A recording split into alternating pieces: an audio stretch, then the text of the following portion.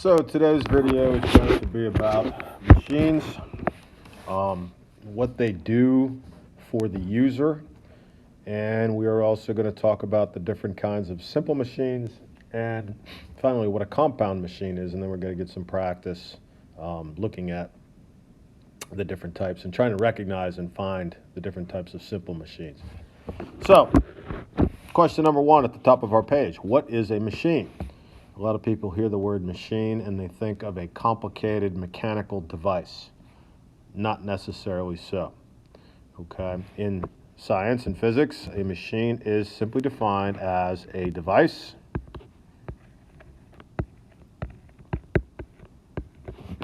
that makes work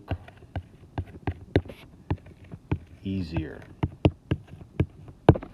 Okay, it makes work easier. That is the definition of machine. And I should have said before I started these notes, actually, this PDF file that you're looking at is found in today's folder.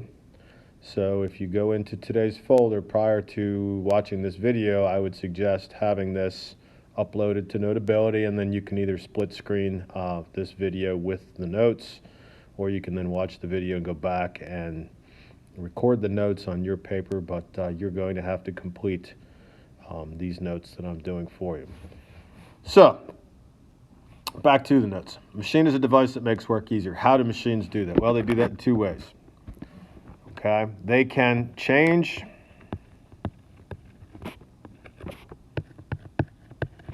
the amount of force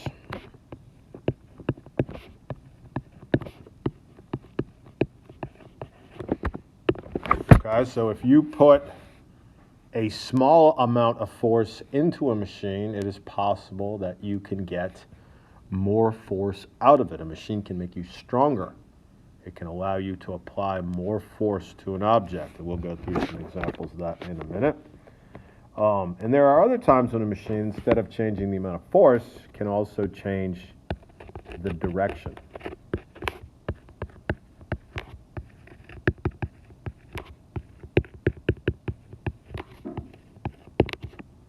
Of a force. Okay, and this is handy in certain situations. Think about a person standing on the ground and pulling a rope and a flag rising on a flagpole. At the top of that flagpole is a machine called a pulley. That pulley enables the person to put a downward force on the rope and get an upward movement from the flag. So in that case, you can see how that would be very handy. It would be very difficult to have to climb up the flagpole and hang the flag at the top of the pole. So by the use of a machine called a pulley, you could stand on the ground and pull the flag up to the top. Okay, so here's some other examples of things that we talked about. In the caption, it says machines change the size and or direction of a force. So let's look at the top left picture there. That is a nutcracker. Okay, now machines, when they're used, the user of the machine applies a force to the machine, and in turn, the machine applies a force to an object that work is being done on. So the force that the user exerts on the machine is known as the input force. Okay, you can see that person's hand squeezing on the nutcracker. That force is an input force. Okay, the force then that the nutcracker exerts on the walnut is it's called the output force. All right, and we can see that there are arrows that represent how big those forces are. Okay, so would you be able to crack a walnut with your bare hands? Probably not. But using a device called a nutcracker, that input force that is right here is multiplied, right? Becomes a larger force and allows you to crack the nut. Okay, on the other hand over here, if we look at the example over here with the hammer on the right side, when you use a hammer to strike an object, it actually decreases the input force, right? So your force that you apply on the hammer right here is actually larger than the force that the hammer applies on the nail. What it does, though, is it allows the head of the hammer to move with a great velocity. And if you remember back to when we studied momentum, then the head of the hammer carries a large momentum. But actually the force applied to the hammer is reduced, right? You can see how this output force up here is smaller. So anyhow, both of those examples, the nutcracker and the hammer, show how forces are changed by the simple machine. Okay, we look down the bottom. This is kind of what I was just talking about with the flagpole example, right? And this is called a pulley. So when you use a pulley, you apply a force downward in this direction, right? You can see the arrow pointing down, and the force applied on the object that work is being done on is in an upward direction. Okay, so that's a very handy thing in this case. Another example, if you're using a screwdriver to pry the lid off of a paint can, okay, the input force, the force that the user applies to the screwdriver, is in a downward direction, and again, the force that the screwdriver exerts on the lid of the paint can is in an upward direction. So that's handy as well. Okay, so those are what the machines do for us. They either change the size of forces or they change their direction. All right, so let's go down and talk about something else. Two terms, simple machines and compound machines. Okay, simple machines are any of the basic mechanical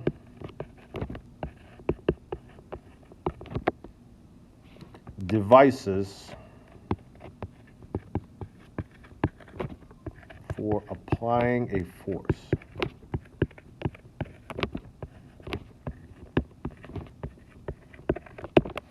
Okay, are called simple machines. And there are 6 of them, and we're going to introduce them here very shortly, so I won't list them now. Compound machines. So the term compound is a device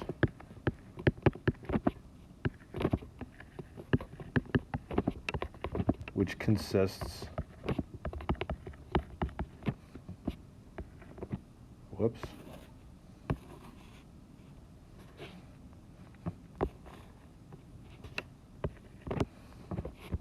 of 2 or more simple machines.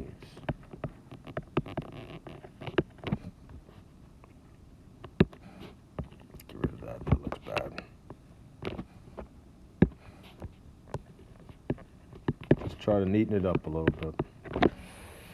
Okay, so a compound machine is a more complicated device. Most of the things, if you think of machines, a pencil sharpener, a can opener, they have multiple simple machines functioning together to perform the work that the machine is designed to do.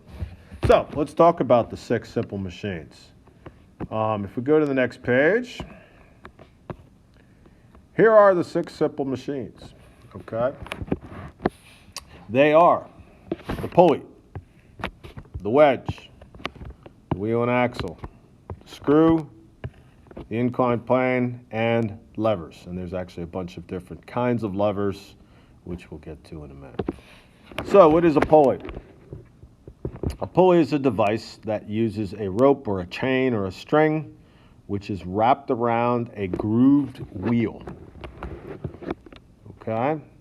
And in the picture you can see, this is what is known as a simple pulley. It's a fixed pulley because it is attached to a fixed location at the surface. This would be typical of like the type of pulley that might raise a flag on a flagpole.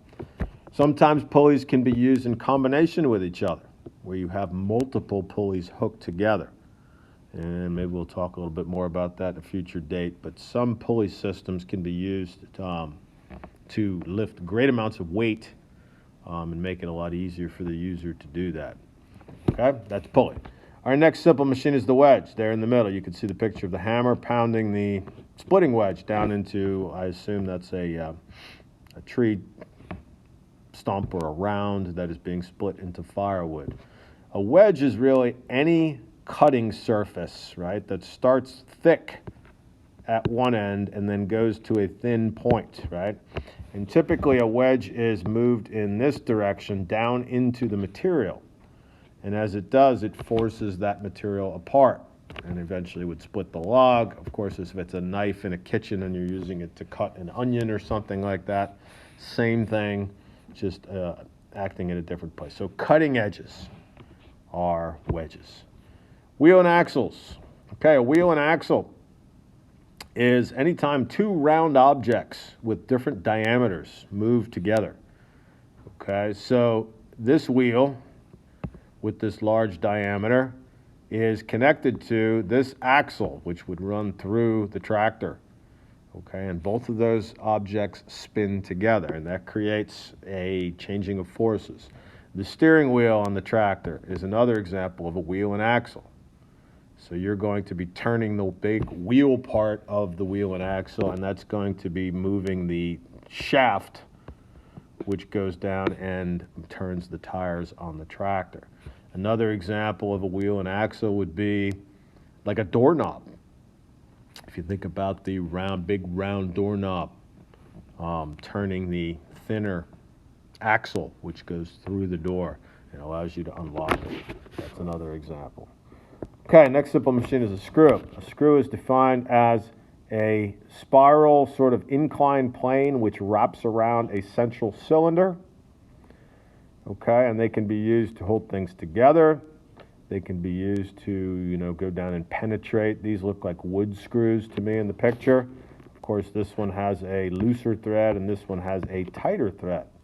And that's going to create some differences as far as the amount of force. This screw actually with the tighter thread down here on the bottom would be much easier to turn with a screwdriver and get it to go into the wood than would the one with the wider threads. Inclined planes, okay, aka ramps, are the fifth type of simple machine. And they make it easier to get objects to go up, right, to lift them, essentially. Another type of ramp, which is a little bumpy but really functions as a ramp too, is like stairs or steps. It's not a smooth ramp, but it makes it easier to get from one height to another. Okay, and then moving to levers. A lever is a device that has a fixed point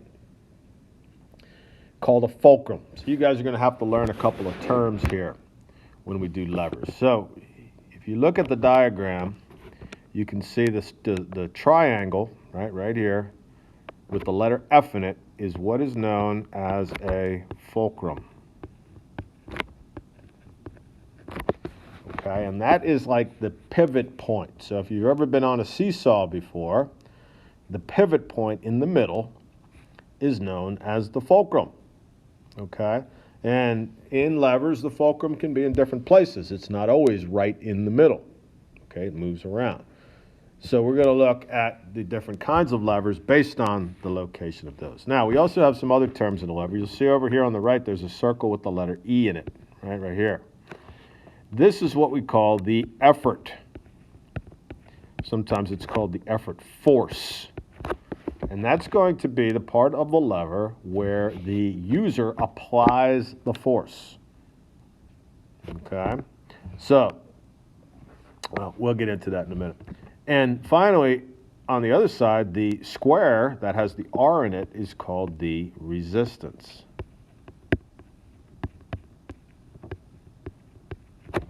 And that is going to be the part of the lever that does the work to the object to which work is being done when you use the lever. Okay, so if we look at the different types of levers, A first-class lever is a typical teeter-totter sort of lever. It has the fulcrum in the middle, right here, which is in between the effort, which is on this side, and the resistance, which is on the other. So any lever that has the fulcrum between the resistance and effort is called a first-class lever. Okay, this pair of scissors down the bottom is an example of a first-class lever. Now, I'd like you to, we'll label this. So here is the fulcrum, right? So I'm going to put an F. That screw that pivots. Now, a scissors is actually two levers. Each side of the scissors that's screwed together in the middle is a lever.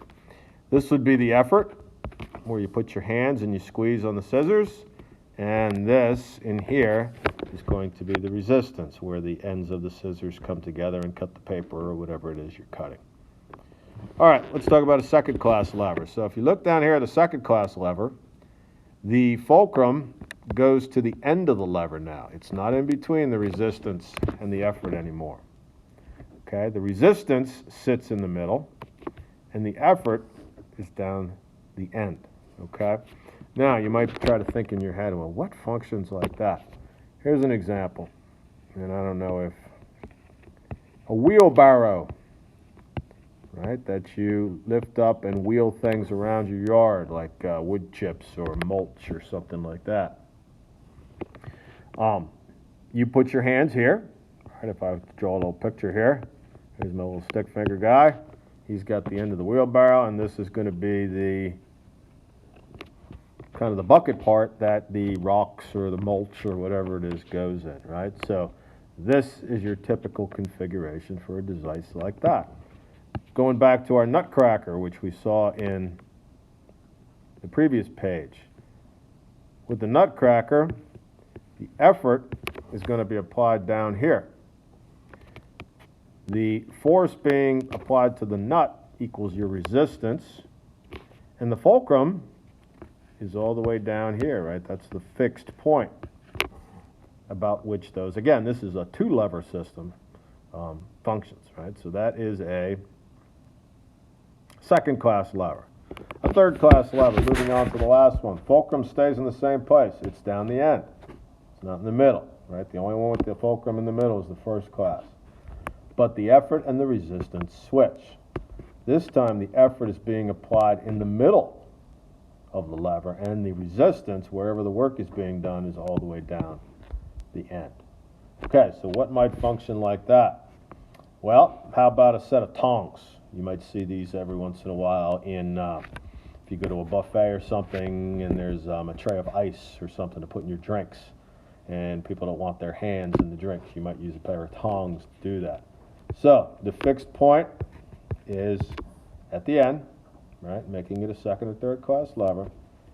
You put your hand here, and it's squeezing the ice cubes down here, right? So your effort's in the middle, and the resistance is at the end. Okay, and there's your third class lever. Some other examples of things like this could be like a baseball bat. A golf club actually functions in the same way. So we'll get to some examples of these in a minute. So here's what you need to do. On this sheet, you're going to see up here you have numbers that represent the simple machines. 1 is a lever, 2 is an inclined plane, 3 is a wedge, 4 is a screw, 5 is a wheel and axle, 6 is a pulley. These are all compound machines, meaning they are complex devices that have more than one simple machine in it. What I want you to do is look at them and try to identify the different simple machines that are present in each. So let's look at a roller skate, for instance, as an example.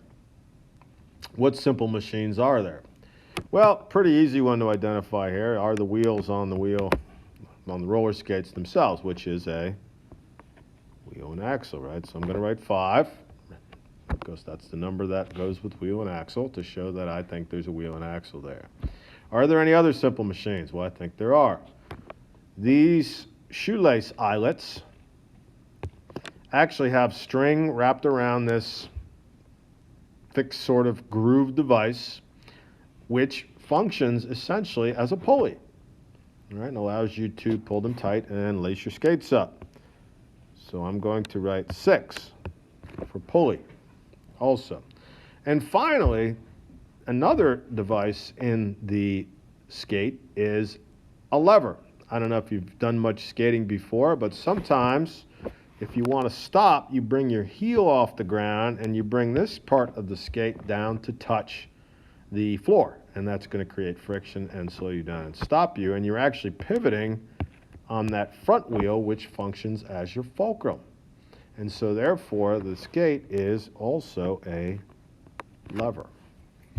Okay, so I would stop there. I don't think there's any. There might be a screw in that skate. So if you said, okay, I think there's a screw somewhere holding that skate together, I wouldn't argue with you. That's okay. So you might put that. But basically, that's what you're going to do is go through each picture and write down all of the different simple machines that you think you can find. Okay, on the page after that, now you can go through and do those yourself. And then on the page after that, we're going to do levers. Okay, so here's a picture of, is it 7? 8. 8 different levers. Okay, for each one, you are going to identify the type of lever that it is. And I also want you to write E, F, and R for effort, fulcrum, and resistance. So I don't know, let's just pick one. Let me do this guy over here with the wheelbarrow, okay? Probably the best thing is to label the parts first. So here is my fulcrum, right? This is where all the pivoting takes place. On that front wheel, that remains still while everything else moves. Here's my pile of rocks, right? So this represents my resistance. And of course, here's where I'm lifting the load.